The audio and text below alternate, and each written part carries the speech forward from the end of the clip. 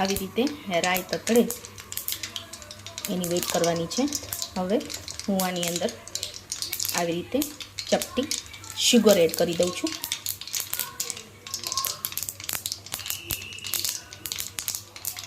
બધા જ મસાલા આની અંદર જ એડ કરી દઉં છું, જેથી કરીને ડાયરેક્ટ આપણે વઘારી શકીએ। આની અંદર પણ તમે એડ કરી શકો છો ઢોકળાને વઘાર્યા પછી પણ। ચાલો, રાઈ તતડી ગઈ છે। હવે એની અંદર આપણે તલ નાખીશું। તલ ઉઠશે એટલે ગેસની ફ્લેમ ધીમી રાખવી। આ રીતે થવા દેવા, બળી ના જાય એનું ધ્યાન રાખવું। આવી રીતે ધીમે ધીમે કરીને હવે એની અંદર હું ઢોકળા એડ કરીશ।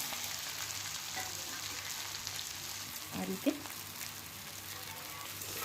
ગેસની ફ્લેમ ધીમી જ રાખવી, જેથી કરીને બળી ના જાય। આવી રીતે ધીમે ધીમે હલાવી લેવું, ઉપરથી નીચે આખું બધું જ હલાવી લેવું।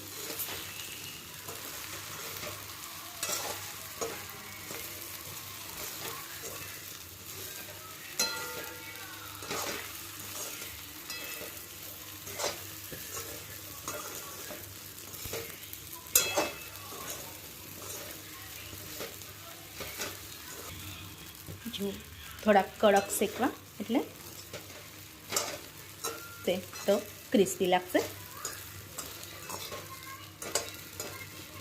જો આ રીતે આપણા ઢોકળા વઘારાઈ ગયા છે। હજુ પણ આમાં કંઈ તમારે બિગનર્સને ખાસ કે તમારે કંઈ પણ જાણવું હોય તો મને જરૂરથી કમેન્ટ બોક્સમાં કમેન્ટ કરીને કહેજો। અને મારો વિડીયો અગેન જો તમે ઢોકળાનું જોવો કમેન્ટ કરીને જરૂરથી જણાવજો। સબસ્ક્રાઈબરને હજુ એકવાર સપોર્ટ કરવા માટે, મારી ચેનલને પણ સપોર્ટ કરવા માટે થેન્ક યુ। તો ચાલો ફ્રેન્ડ્સ,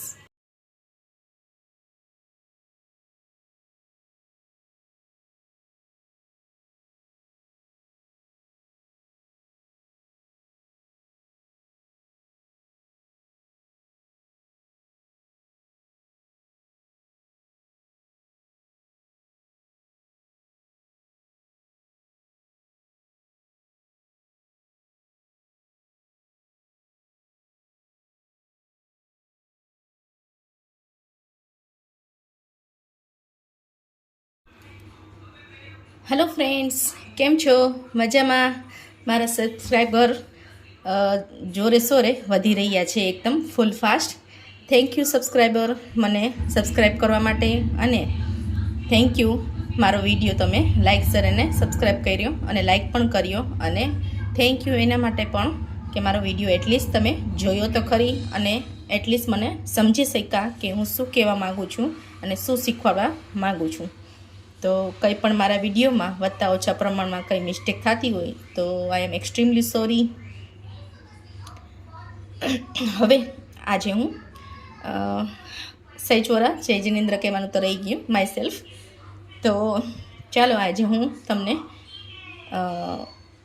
મારા શબ્દો થોડા ખૂટી રહ્યા છે, કેમ કે કમેન્ટો ઓપોઝ આવી રહ્યા છે।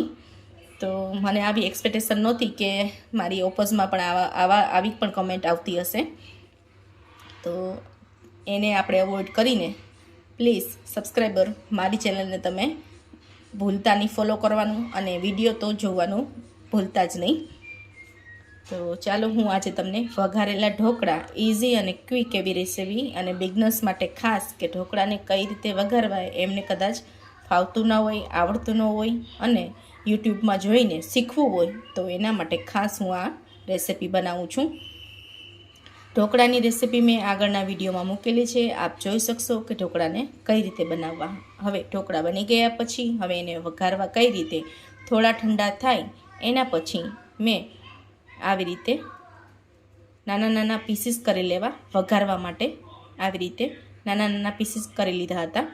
આની ઉપર તમે કદાચ સ્પ્રિંકલ ના કરેલું હોય મરચું તો અત્યારે વઘારવા સમયે પણ તમે એડ કરી શકો છો। હવે આની ઉપર મસાલો કઈ રીતે કરવો એ તમને બતાડું છું। જો ચપટી મરચું લીધું છે, બહુ તીખાશ જો તમને ના ફાવતી હોય તો વધતા ઓછા પ્રમાણમાં તમે લઈ શકો છો। સોલ્ટ જો ઓલરેડી એની અંદર નાખેલું હોય તો માઇનોર અમથું લેવું, અથવા તો બહુ સોલ્ટી જો થાય તો ના પણ લેવું, ઓપ્શનલ છે સોલ્ટ। એક પેનમાં આવી રીતે તેલ મૂકીને અંદાજિત પ્રમાણમાં 2 થી 3 ચમચી મેં તેલ લીધેલું છે, કેમ કે ઢોકળું આપણું થાળી ભરીને છે, એના પ્રમાણમાં તેલ જોઈશે આપણને.